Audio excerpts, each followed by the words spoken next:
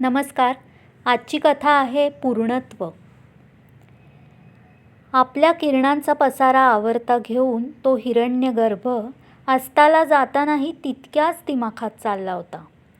जाता जाता त्या सागराला प्रदान केलेली नारिंगी जिलई आदित्य भान हरपून बघत होता. त्याच्या हातात हात गुंफून उभ्या असलेल्या त्याच्या पत्नीचं म्हणजे प्राजक्ताचं सूर्यास्ताच्या त्या मनोहारी दृश्यातलं नाविन्य आता मात्र संपलं होतं. किती वेळ तेच बघत राहणार ना. आदित्यचा निकटचा सहवास तिला त्या सूर्यास्तापेक्षाही जास्ती प्रिय वाटत होता. ती दोघंही मूळची पुण्याची होती आणि सध्या वास्तव्यही पुण्यालाच होतं, त्यामुळे समुद्राचं अप्रूप होतंच. श्रीवर्धनचा तो शांत, स्वच्छ आणि सुट्टीचा सीझन सोडल्यास तुरळक गर्दी असलेला सागरकिनारा तिलाही खूप आवडला होता. पण आदित्यसारखं पूर्ण जगाचं भान विसरून तासनतास समुद्राकडे पाहत बसणं तिला कधीच शक्य झालं नसतं. आदित्य एक अतिशय नावाजलेला चित्रकार होता, अगदी हाडाचा कलावंत म्हणावा असा. आणि प्राजक्ता पुण्याच्या एका नामवंत चार्टर्ड अकाउंटिंग फर्ममध्ये कार्यरत होती. तो अगदी अवलिया, अतरंगी या तथाकथित शहाण्या माणसांच्या दुनियेत वेडाच्या काठाकाठावर वावरणाराच म्हणा ना. आणि ती आकडेमोडीच्या रुक्ष व्यवहारी जगात एकदम चपखल बसणारी. तरी दोघांच्या मनाच्या तारा झकास जुळल्या होत्या. त्या दोघांचंही एकमेकांवर अगदी निरातिशय प्रेम होतं. 2 वर्षांपूर्वी आदित्यच्या एका आर्ट एक्झिबिशनमध्ये दोघांची ओळख झाली होती. त्या दिवशी तिच्या मैत्रिणींच्या आग्रहाखातर ती हे चित्रप्रदर्शन बघायला गेली होती. तिला स्वतःला त्यात फारसा रस नव्हता आणि चित्रकलेची समजही नव्हती. पण तिथली चित्र मात्र तिला खूपच आवडली. इतकी सुंदर चित्र काढणारा कलाकार कसा आहे हे पाहण्याची उत्सुकता तिला वाटायला लागली. कोपऱ्यात एका खुर्चीवर बसलेल्या माणसाभोवती खूप लोकांचा घोळका जमला होता, तिथे ती गेली. ते त्याचं पहिलं दर्शन. कोणाला तरी चित्राचे बारकावे तो सांगत होता. अस्ताव्यस्त झालेले केस त्याच्या अतिशय देखण्या चेहऱ्याला शोभून दिसत होते. लुकलुकणारे डोळे, चेहऱ्यावरचे निरागस भाव, बोलताना मानेला झटका देऊन बोलण्याची लकब आणि त्यावेळेस त्याच्या कपाळावर झेपावणारी त्याची झुलपं. प्राजक्ता पाहता क्षणीच त्याच्या प्रेमात पडली होती. तिथे जमलेल्या लोकांपैकी एकाने त्याची 4 पेंटिंग्ज विकत घेतली होती. ती त्याला अहमदाबादला न्यायची होती. आदित्य ती पेंटिंग्ज कुरिअर करू शकेल का, पेंटिंग्जवर किती टॅक्स बसेल, त्याची रिसीट मिळेल का, रिसीट घेतली नाही तरी टॅक्स द्यावा लागेल का, अशा त्या ग्राहकाच्या प्रश्नांच्या भडीमारांनी बिचारा आदित्य इतका गोंधळून गेला होता की त्याला नीट काही सांगताच येईना. प्राजक्ताच मग त्याच्या मदतीला पुढे सरसावली. हे असले प्रश्न तिच्या दृष्टीने फारच मामूली होते. तिच्या उत्तरांनी त्या ग्राहकाचं समाधान झालेलं दिसलं. इकडे तिला बघून आदित्यची तिच्यासारखीच अवस्था झाली होती. हळूहळू दोघांच्या गाठीभेटी वाढायला लागल्या. प्रेमाची कबुली देऊन झाली. आदित्यला वडील नव्हते. त्याची आई त्याच्या मोठ्या भावाकडे लंडनला राहत होती. आदित्य इथे पुण्याला एकटाच होता. प्राजक्ताचे आईवडील आणि आदित्यची आई आणि भाऊ यांची संमती मिळाल्यावर अगदी साधेपणाने दोघांचं लग्न झालं. थोडे दिवस आदित्यबरोबर राहून त्याची आई आणि भाऊ लंडनला परत गेले. या दोघांचा संसार अगदी मजेत चालला होता. पाहता पाहता लग्नाचा 2रा वाढदिवस आला. तो वाढदिवस प्राजक्ताला कुठेतरी बाहेरगावी जाऊन साजरा करावा असं वाटत होतं. खरं तर आत्ता कुठे गावाला वगैरे जायची आदित्यची अजिबात इच्छा नव्हती. पुढच्याच महिन्यात पुण्यात एक खूप मोठी पेंटिंग कॉम्पिटिशन होणार होती. भारताबाहेरच्या पण एंट्रीज होत्या त्या स्पर्धेसाठी. एका महिन्यात चित्र काढायचं म्हणजे मोठंच आव्हान होतं. पण त्याला प्राजक्ताचं मनही दुखवायचं नव्हतं.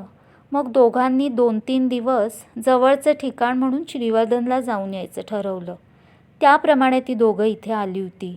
इथलं वातावरण, इथला समुद्र बघून आदित्य प्रचंड भारावून गेला होता. कधी पायाला अलगद बिलगणाऱ्या हळूवार लाटा, कधी रौद्र रूप धारण करून येणारी, छातीत धडकी भरवणारी महाकाय लाट, दुपारच्या उन्हात चमचमणाऱ्या लाटा आणि रात्री फक्त कानांना जाणवणारी सागराची मंद गाज. या सगळ्या देखाव्यात आदित्य जणू विरघळून गेला होता. बरोबर प्राजक्ता आहे हे तो मधूनच विसरून जात होता. प्राजक्ता त्याचं हे झपाटलेपण गेली 2 वर्ष अगदी जवळून बघत होतीच. ती हे सुद्धा जाणून होती की असा ध्यास असेल तेव्हाच फक्त महान कलाकृती बनू शकतात. पण कुठेतरी आतमध्ये ती थोडीशी दुखावली गेली होती. लग्नाच्या वाढदिवशी तिच्याकडे होणारं त्याचं दुर्लक्ष तसं थोडं खटकलंच तिला. पण ती खूप समजूतदार होती, त्यामुळे तिने ती फारसं मनावर घेतलं नाही. त्याची ती समाधी जेव्हा काही केल्या संपेना, तेव्हा मात्र तिने त्याला खांद्याला धरून हलवलं आणि म्हणाली, "आदी, आता जाऊया का आपण? गावात एखादी चक्कर मारून येऊ ना? खूप डेव्हलप झालं आहे आता श्रीवर्धन. मी 8वीत असताना आमची शाळेची ट्रिप इथे आली होती. त्यानंतर इतके वर्षांनी इथे यायचा योग आला. मी तर पहिल्यांदाच येतोय. बाकी कोकण तसा बऱ्यापैकी फिरलोय, पण इथे कधी आलो नव्हतो. आता मात्र मला पश्चात्ताप होतोय मी आधी का नाही आलो इथे. अक्षरशः प्रेमात पडावा असा सागर किनारा आहे. चल जरा लांबवर जाऊन पाहून येऊ." प्राजक्ताला काही नकार देता आला नाही त्याला. बोलण्याच्या नादात दोघंही चालत चालत खूप पुढे गेली होती आणि अचानक एका ठिकाणी ब्रेक लावल्यासारखी दोघं थांबली. समोरचा देखावा अक्षरशः वेड लावणारा होता. संमोहित झाल्यासारखे ते आजूबाजूला पाहत होते. सूर्यास्ताची वेळ असल्यामुळे आकाशात इतक्या विलोभनीय विविध रंगांची उधळण झाली होती की आदित्यमधला चित्रकार भान हरवून बसला नसता तरच नवल होतं. कोणीतरी घड्या घालून ठेवाव्या तसं चमचमणाऱ्या वाळूचं वस्त्र जमिनीवर पसरलं होतं. समुद्राचं पाणी थोडंसं मध्ये मध्ये साठून त्या पाण्यात पडलेल्या आकाशाच्या छोट्याशा तुकड्यांच्या प्रतिबिंबामुळे आकाश आणि धरती एकरूप झाले होते. एक छोटासा तलाव त्या वालुकामय प्रदेशातून मधूनच वाहत होता आणि त्याच्या मध्यभागी एक रिकामी होडी कुठेही जायची घाई नसल्यासारखी नुसतीच उभी होती. सगळीकडे नीरव शांतता होती. आदित्य या जागेचे वेड्यासारखे फोटो घेत होता, व्हिडिओ शूटिंग करत होता आणि एकदम प्राजक्ताला जाणवलं, इथे समुद्र इतका जवळ असून त्याचा अगदी पुसटसा आवाज येत होता. तोही अगदी कान देऊन ऐकला तरच. पक्षी या जागेच्या आधीच्या टापूतूनच मागे फिरत होते. कोणी माणसं तर दृष्टीपथात येत नव्हतीच, पण किनाऱ्यावर असलेली भटकी कुत्रीसुद्धा या भागात दिसत नव्हती. एकाएकी या शांततेचं अनामिक दडपण प्राजक्ताला जाणवायला लागलं. या जागेत तिला मोकळा श्वासच घेता येईना. आपल्या विचारांवर, हालचालींवर आपलंच नियंत्रण राहिलं नाही आहे अशी काहीशी चमत्कारिक भावना तिच्या मनात निर्माण झाली. हे सगळं मिनिटभर वाटलं असेल नसेल, मग पुन्हा सगळं पूर्ववत झालं. पण आता मात्र तिला तिथे थांबावंसं वाटेना. आदित्यचं फोटो सेशन मात्र अजूनही सुरूच होतं. ती मग त्याला जवळपास ओढूनच तिथून घेऊन गेली. रिसॉर्टवर आल्यावर तिने आपला अनुभव त्याला सांगितला. यावर तो हसतच म्हणाला, "तुला कसला तरी भास झाला असेल. आपल्यासारख्या शहरी माणसांना निसर्गाचं एवढं भव्य शुद्ध रूप इतकं जवळून पाहायची सवय नसते ना, त्यामुळे मनाचा तोल जरा डगमगतो. बाकी काही नाही गं. मला तर भुरळ घातले या जागेने. बस याच जागेचं चित्र कॉम्पिटिशनसाठी काढायचं मी ठरवलं आहे. एकाच कॅनव्हासवर उगवत्या सूर्यापासून मावळतीच्या सूर्यापर्यंत या ठिकाणी होत जाणारे बदल, तिथून डोळ्यांना अस्पष्ट दिसणारा समुद्र, त्या छोट्याशा तलावात निश्चल उभी असलेली रिकामी होडी, घड्या पडलेली चोहीकडे पसरलेली मऊशार वाळू कसली रेतीच आहे ती. हे सगळं रेखाटणार आहे मी माझ्या चित्रात.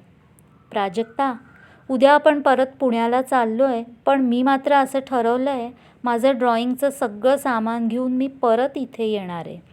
इथेच किनाऱ्यावर बसून प्रत्यक्ष बघून चित्र काढलं तर ते केव्हाही जास्ती परिणामकारक होईल.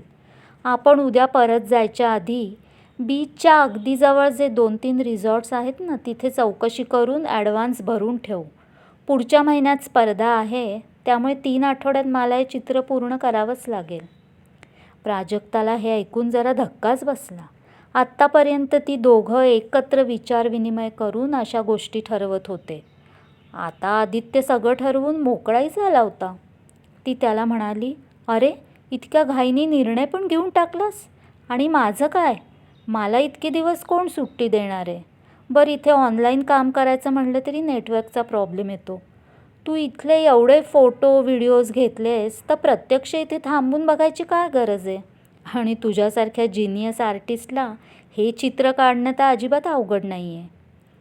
हे बघ प्राजू, परफेक्ट रंगसंगती हाच या चित्राचा प्राण असणार आहे. बाकी समुद्र, वाळू, होडी हे काही फारसं महत्त्वाचं नाहीच आहे ना. फोटोमध्ये रंगसंगतीचं पर्स्पेक्टिव्हच बदलतं.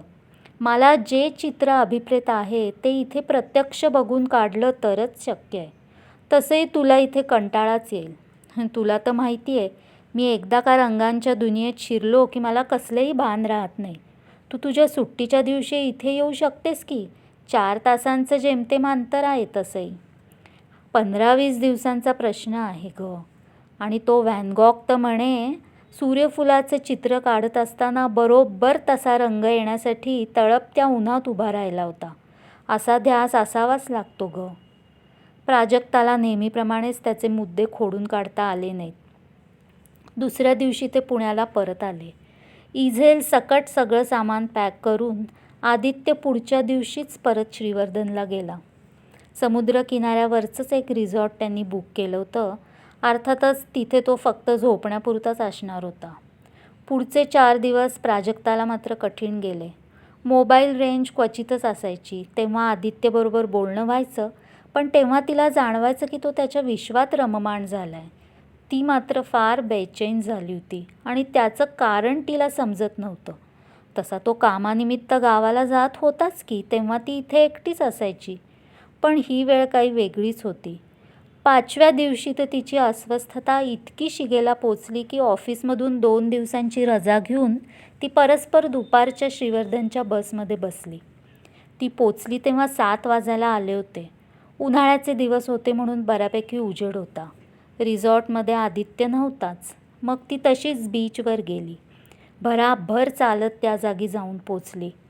लांबूनच तिला आदित्य दिसला, समोरच्या देखाव्याशी एकरूप झालेला. त्याला बघून तिला मात्र चांगलाच धक्का बसला. 4 दिवसातच जाणवण्या एवढं त्याचं वजन कमी झालेलं दिसत होतं. तिच्या मनात आलं, दिवसरात्र तहानभूक विसरून याने फक्त चित्राचाच ध्यास घेतलेला दिसतोय. आपलं चुकलंच. त्याच्याबरोबर इथे यायला हवं होतं. ती त्याच्याजवळ गेली आणि त्याला हाक मारली, "आदी, मी आले." त्यांनी मान वळवून तिच्याकडे पाहिलं आणि ती चरकली एकदम. त्याच्या नजरेत अजिबात ओळख दिसत नव्हती. तिने परत परत त्याला हाका मारल्यावर हळूहळू त्याच्या नजरेत ओळख आली आणि मग एकदम आवेगाने तिला मिठी मारून तो म्हणाला, "प्राजू, कुठे गेली होतीस तू? तुला सोडून मला कुठेही जायचं नाही आहे गं, अगदी कुठेही नाही." "काय झालं आदी? 4च दिवसात काय अवस्था करून घेतली आहेस स्वतःची? दिवसरात्र समुद्रावरच ठाण मांडलेस की काय?" आदित्य काहीच बोलला नाही, पण त्याची मिठी मात्र अजून दृढ झाली. तिने पण जास्ती छेडलं नाही. किती दिवसांनी रंगांच्या दुनियेत हरवून गेलेला तिचा आदी तिला आज सापडला होता. हा हळवा क्षण असाच चिरकाल राहू दे असं तिला वाटत असतानाच इझेलवरचं चित्र तिला दिसलं आणि अभावितपणे तिच्या तोंडून शब्द बाहेर पडले, "आहाहा, अप्रतिम, केवळ सुंदर." खरंच चित्र अलौकिक दिसत होतं.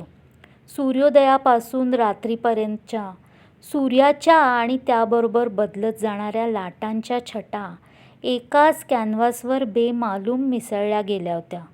असं वाटत होतं आजूबाजूच्या देखाव्यातील गोष्टींनी आपापली जागा सोडली आहे आणि त्या सगळ्या या कॅनव्हासवर येऊन गोळा झाल्यात.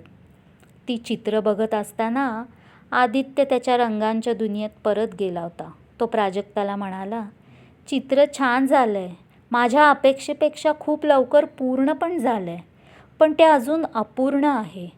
नक्की कसली कमतरता आहे ते माझ्या लक्षात येत नाही आहे, पण काहीतरी राहून गेलं एवढं नक्की." अंधार वाढायला लागला तशी दोघंही रिसॉर्टवर परतली. प्राजक्ताने मनाशी ठरवलं होतं, चित्र अपूर्ण असो नाही तर नसो, उद्या आदित्यला घेऊन पुण्याला जायचंच. पहाटे 5:30च्या सुमारास तिला जाग आली. शेजारी आदित्य नव्हता, त्यामुळे ती एकदम ताडकन उठली. इतक्या पहाटे हा समुद्रावर गेला? तिने घाईघाईने त्याला फोन लावला. मोबाईलची रिंग बाहेरच्या खोलीतून ऐकू आली. ती बाहेर आली तेव्हा तिथल्या टेबलवर त्याचा मोबाईल दिसला. तिने पूर्ण रिसॉर्टमध्ये फेरी मारून तो कुठे आहे का ते चेक केलं. तो कुठेच दिसला नाही. मग ती समुद्रावर आली. त्यांच्या नेहमीच्या जागी लांबून तिला त्याची इजेल दिसली. बाकी साहित्य पण आजूबाजूला विखुरलं होतं. तिने सुटकेचा निश्वास टाकला. इथेच होता तर तो. ती जवळ येऊन तो कुठे दिसतोय का ते पाहायला लागली. तेवढ्यात त्या चित्रावर तिची नजर पडली. ते चित्र कालच्यापेक्षा आज जास्ती कमाल दिसत होतं. इतके जिवंत रसरशीत रंग तिने आधी आदित्यच्या चित्रातसुद्धा कधी पाहिले नव्हते. चित्राला नाव पण दिलं होतं, पूर्णत्व. आणि खाली आदित्यची लफ्फेदार सही आणि आजची तारीख होती. तिच्या मनात आलं, कदाचित हाच जिवंतपणा आदित्यला अपेक्षित असावा. तो जमेपर्यंत त्याला चित्र अपूर्ण वाटत असावं. पण आहे कुठे तो? ती अजून पुढे चालत जाऊन बघून आली. तिथे दिसला नाही म्हणून त्या जागेच्या विरुद्ध दिशेच्या किनाऱ्यावर पाहून आली. बहुतेक सगळा किनारा तिने पालथा घातला. बाहेरच 2-3 टपऱ्या उघडल्या होत्या.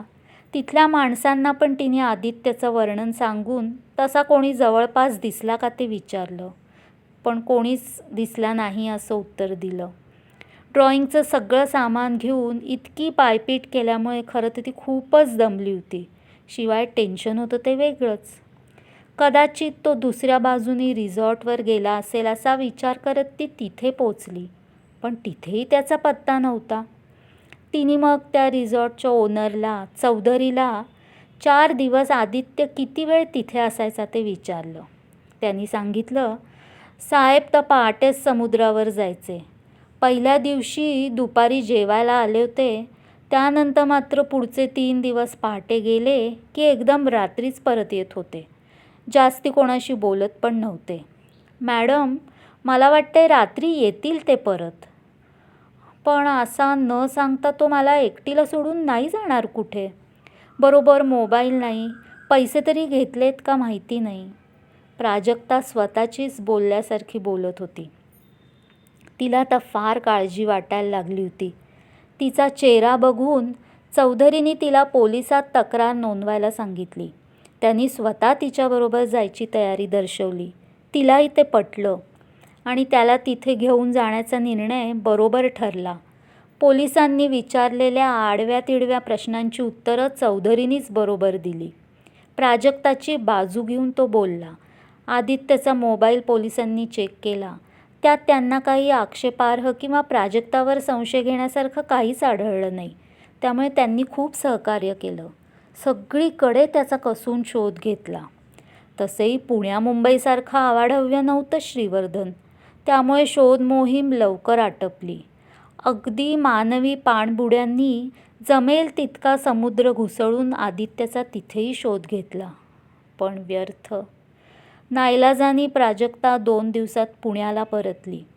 तिच्या मनस्थितीची कल्पनाच कोणाला येणं शक्य नव्हतं. पुण्याला आल्यावर पुन्हा एकदा ते चौकशीचे फेरे, लोकांच्या प्रश्नांचा भडीमार आणि तिच्याविषयीच्या संशयाचे काळे ढग. सगळ्यात जास्त ती घायाळ झाली होती ते आदित्यच्या आई आणि भावाच्या नजरेतला संशय बघून. आशा निराशेच्या हिंदोळ्यावर झुंजत असतानाच स्पर्धेचा दिवस उजाडला. आदित्यच्या चित्राची एंट्री तर असणारच होती. सगळ्या कसोट्या पार पडून अपेक्षेप्रमाणेच त्याच्या चित्राला पहिलं बक्षीस मिळालं. सगळ्या बाजूंनी कौतुकाचा नुसता वर्षाव झाला. या सगळ्या गडबडीत प्राजक्ताला तिच्या चिंता आणि काळज्यांनी इतकं ग्रासलं होतं की एक छोटीशी बाब मात्र तिच्या अजिबात लक्षात आली नव्हती.